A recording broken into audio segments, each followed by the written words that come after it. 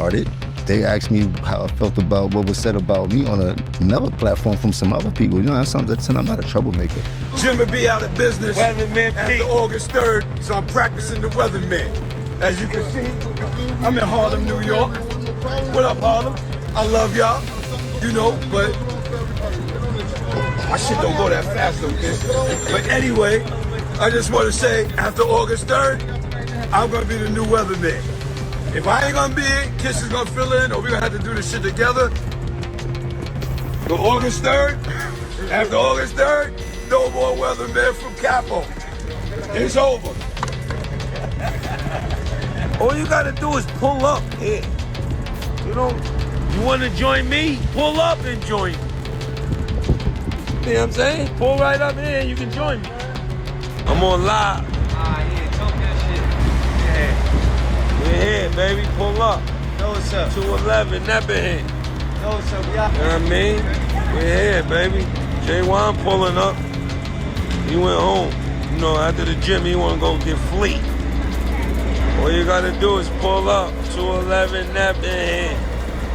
Get checked out. And everything else will fall in line after that. I'm out here with the legends, man.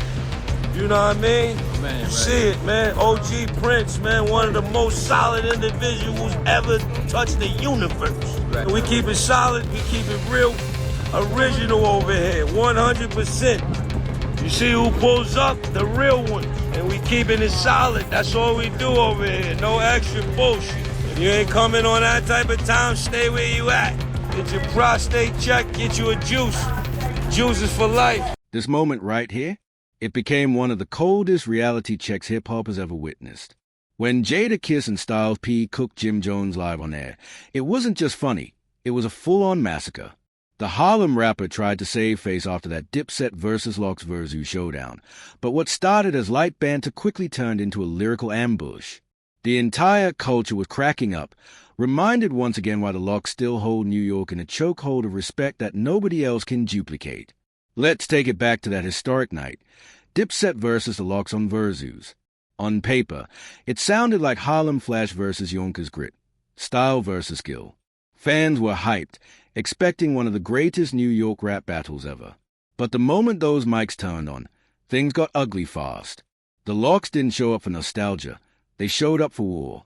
Jadakiss's precision and breath control, paired with Styles' P.S. raw, street-tested energy, had the crowd losing it. Meanwhile, Dipset looked lost, rapping over backing tracks, arguing mid-performance. Jones, Styles, P, let's talk about it. Versus started out as how much body of work you got, how many dope-ass singles you got, right? Then it grew. It progressed into having levels to this shit. It's sort of like boxing. You think you're gonna mash somebody to out until them lights come on, it's a different story. Styles P said, I'm a barsmith. It's levels to this shit. Meaning, look, I could go on my bag with singles, but I can also go on my bags with body and shit.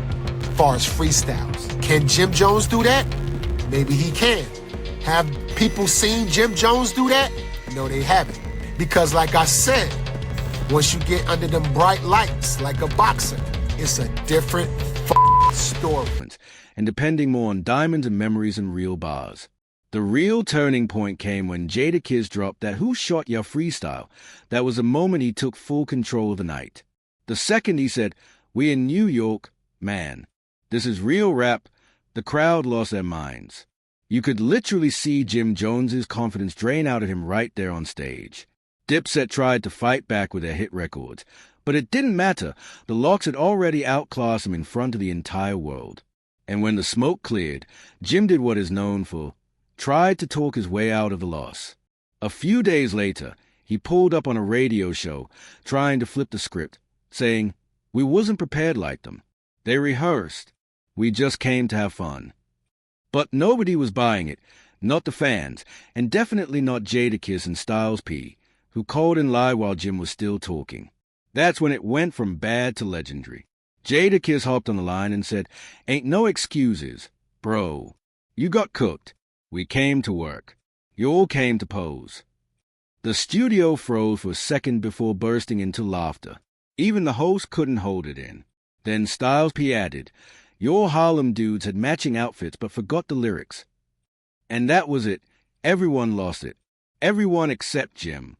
You could hear it in his voice, that tight laugh, that fake calm, trying to play it off like it was friendly competition. But the truth? The damage was already done. The conversation turned into chaos, jokes about his fights, his image, even questioning if he's really from Harlem. It was a roast, not an interview. But what made it sting even more wasn't just what they said, it was how they said it.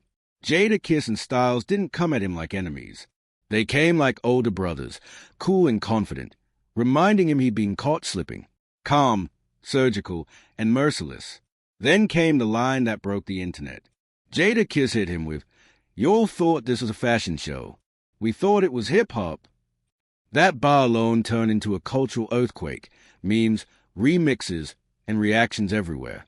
Jim tried to defend himself, saying, "We had the bigger hits, though."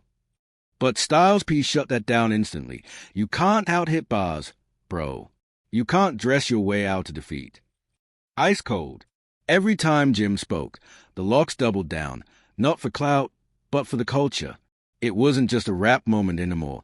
It was a masterclass in authenticity. Fans couldn't get enough.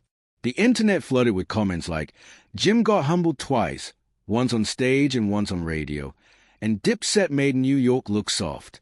The Locks brought the hunger back." And they were right. That Versus wasn't just a battle. It was a reset button for the entire city. For the Locks, it was a rebirth. Jadakiss officially became a living legend, and Styles P reminded everyone why he's one of the hardest MCs breathing. For Jim and Dipset, though, it exposed something deeper, the difference between image and integrity, between hype and heart. See, that's always been Jim's Achilles heel. All presentation, no penetration. Harlem's built on swagger, talk, and showmanship. But when it's time to rap, none of that flash can save you. The Locks showed up like a unit, sharp, rehearsed, and disciplined. Dipset came with ego, chaos, and memories of a glory era that had already passed. That's why the Locks didn't just win that night. They snatched back New York soul. After the public embarrassment, Jim tried to do some damage control, hopping on Instagram with a caption like, "It's all love, New York won either way." But everybody could smell the spin from a mile away. The interviews that followed told the real story. He was hurt. You could hear the bruised pride in every word. Then he slipped up again, throwing slick shade at Jadakiss like, "I could outwork him in the gym, but not on stage." Bro, that line made it worse. That's not confidence. That's coping. By then, even Dipset fans had to figure was trolling. So I don't have much to say about it because I don't believe that Jim Jones believes that he's a better rapper than Nas, Pusha T, and Styles P. Yeah. I think he's an icon in terms of the fashion Culturally, shit. all and that. yeah, but we got to stop the train somewhere. Nas is a good place to stop that. Nas is a great place to stop that train for anybody. Yeah. When you start naming specific people, I'm not mad at that. it feels weird to me. Also, he doesn't have more Billboard entries than Nas. That's the other I thing. didn't check it. He does. I saw some people fact checking it. He don't. He does not, and it's not particularly close. Yeah, it's not. He doesn't have a bigger listening base. I wouldn't have thought it was close, but again, I didn't check it. It's not close, and Even if you remove features. even if you get rid of still features, not close. It's just not close. I mean, you look at Spotify. Nas has 9 million followers. I think Jim has like 850,000. I mean, the traditional metric. You look at Grammys. I don't think they're on the same planet. I don't think that they should be debating that. See, and that's why it's smart for Jim to insert himself in these conversations. It's reality. This wasn't a close match. The Locks didn't just beat them. They embarrassed them. They buried every excuse under pure skill, chemistry, and command. What was supposed to be a celebration of Harlem turned into a live clinic in hip-hop fundamentals. Jadakiss didn't just win a battle that night. He reminded the world what it means to earn respect, not just dress like you have it. What made this whole saga even more legendary was how Styles P turned the aftermath into straight-up comedy gold. On his podcast, he laughed like he'd been waiting for this moment, saying, "Ain't no spinning the truth, bro. You got cooked. Take your L and move on." That calm, unbothered tone made it 10 times funnier. Then he dropped the line that broke the internet. Harlem had Prada. We had pressure. Memes, TikToks, tweets, every platform ran wild with it. Meanwhile, Jadakiss stayed silent, stacking wins and selling out shows while Jim was still doing interviews trying to explain what went wrong. That's when everyone knew this wasn't just a win, it was domination. And just when Jim thought the smoke had cleared, the fire got bigger. Mano hopped on live saying, "I told Jim, the locks are different. That's workout rap versus war rap." Even Fat Joe joined in, calling Jadakiss the General of New York. Everywhere Jim went, that Versus night followed him like a shadow. No matter what record he dropped, people still said, "Yeah, but remember that L?" Then Jim made it worse by comparing himself to Nas. The internet lost its collective mind. Fans were furious, calling it one of the wildest, most disrespectful comparisons in hip-hop history. Commentators went off, saying Nas is a living legend. Jim shouldn't even be mentioned in the same sentence. It wasn't just jokes anymore, it was outrage. Clips went viral of old-school MCs yelling, "You can't rewrite legacies." Nas built the blueprint. Jim still following directions. Every word chipped away at his credibility. And deep down, that's what hurt most. Jim didn't just want fame, he wanted respect. He wanted to be seen as a real MC like the Locks. But when you get dismantled in front of millions, that's not an image you can PR your way out of. Months later, Jim was still doing Damage Control, talking about how Dipset had the bigger catalog, hinting at a rematch, even blaming the Locks for over-rehearsing. But fans didn't buy it, because that's the point. Greatness requires preparation. The Locks came to perform.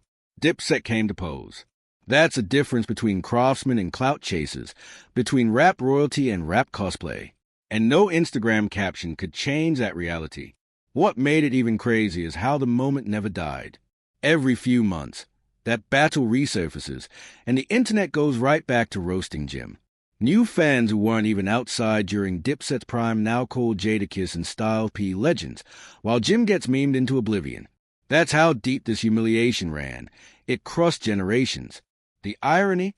Jim spent years trying to prove he was New York, only for two Yonkers veterans to remind him what New York rap actually sounds like. That's poetic pain, served cold and eternal. And while fans laughed, the real ones saw the lesson. This wasn't just a battle. It was a wake-up call. The OG said it best. Social media got you all hypnotized. Clout ain't culture. They were right. The internet rewards flash and forgets fundamentals. It'll crown you king one day and loop your downfall the next. That night on Versus wasn't just Dipset versus Locks.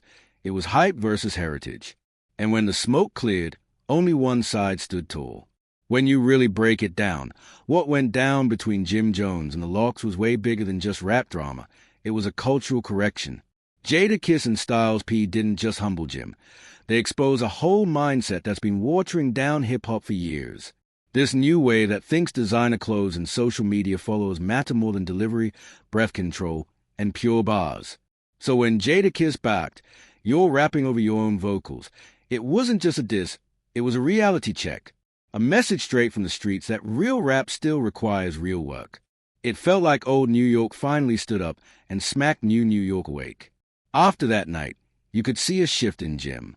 He started moving different, talking business, toning down the tough guy image, trying to reinvent himself as a wise veteran. But no matter how much he switched lanes, that ghost still follows him.